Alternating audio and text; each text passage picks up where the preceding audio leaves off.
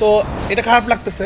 ডায়লগের সাথে ওরা যেই আনন্দটা পাচ্ছিল, ঈদ আমার কাছে মনে হয় এবারে একেবারে পরিপূর্ণ সবার জন্য। ওয়ালটন ফ্রিজ কিনে অনেকের মতো আপনিও হয়ে যেতে পারেন মিলেনিয়াল।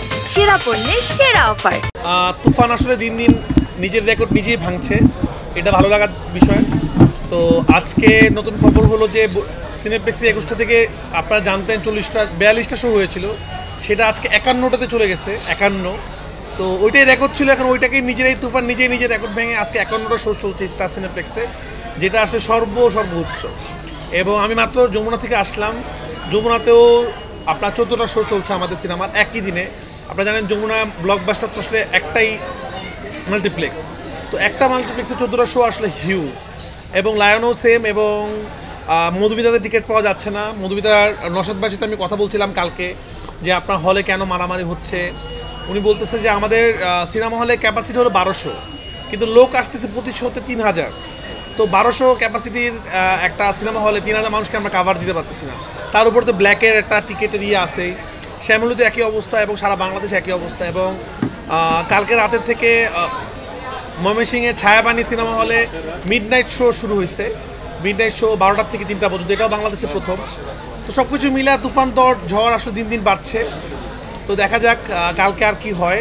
তো আসলে এতটা এক্সাইটেড, নতুন কিছু বলার নাই। আমরা শুধু দর্শকদেরকে ধন্যবাদ দিচ্ছি, কারণ দর্শক আসলে তুফানকে এমন জায়গায় নিয়ে যাচ্ছে যেটা আমরা আসলে কল্পনাও করিনি কখনো। বাট এটা খারাপ লাগে। আপনারা যদি খেয়াল করে দেখেন, পাশের দেশে ইন্ডিয়াতে কিন্তু কেউ ফেরা যায় না, এত সিনেমা হল।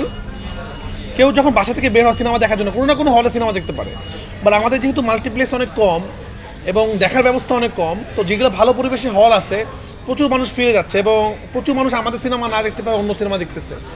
তো এটা খারাপ লাগতেছে। ভালো রেসপন্স। প্রথম দিন আমি নিজে খুব নার্ভাস ছিলাম ঈদের দিন সকাল থেকে, ইনফ্যাক্ট আগের রাত থেকে ঘুমটা খুব একটা ভালো হয়নি, যে কি হবে, স্ক্রিনে কেমন লাগবে আমাকে, এত বছর পর দর্শক কিভাবে নেবে। ঈদের দিনই সন্ধ্যায় আমি আমার পরিবার পরিজন, তারপরে আমার বন্ধুবান্ধব অনেকজন মিলে আমরা এসকেএসে দেখতে গিয়েছিলাম। এবং আমি একদম ঢেকে ঢুকে মাস্ক টাস্ক পরে মাথা একদম ঢেকে ঢুকে একেবারে পেছনে বসেছিলাম। তো কেউ টের পায়নি যে আমি বসেছিলাম। তো আমি আসলে একদম দর্শকদের পালস বুঝতে পেরেছিলাম। সবাই সিঙ্গেল স্ক্রিনের কথা বলে, আমাকে বলছিল যে কখনো সিঙ্গেল, রাফিও আমাকে অনেকবার বলছে কখনো সিঙ্গেল স্ক্রিনে গিয়ে দেখো, তাহলে দর্শকদের পালস বুঝতে পারবা। সেটার পালস তো আছেই, বাট এখন আমাদের মাল্টিপ্লেক্সেও আমরা দেখতে পাচ্ছি যে দর্শকরা যেভাবে প্রত্যেকটা সিনে রেসপন্স করছিল, হাততালি দিচ্ছিল, মানে প্রত্যেকটা ডায়লগের সাথে ওরা যেই আনন্দটা পাচ্ছিল।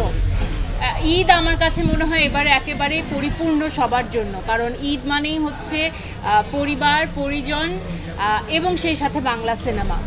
সো থ্যাংক ইউ রাফি, যে এরকম একটা সিনেমা তুমি ঈদের সময় উপহার দিয়েছো, যে ঈদটা একেবারেই 16 কলা পূর্ণ হয়েছে। আর আমি খুব এনজয় করেছি আমার ফ্যামিলির সাথে। আর যে রেসপন্স আমি পাচ্ছি এখানে এসেও এবং সোশ্যাল মিডিয়ায় দেখতে পাচ্ছি, আমি সকল দর্শকের কাছে অনেক কৃতজ্ঞ যে আপনারা আমাকে আগেও অনেক ভালোবাসা দিয়েছিলেন, এখনও আবার দিচ্ছেন। অনেক অনেক ধন্যবাদ। Thank you.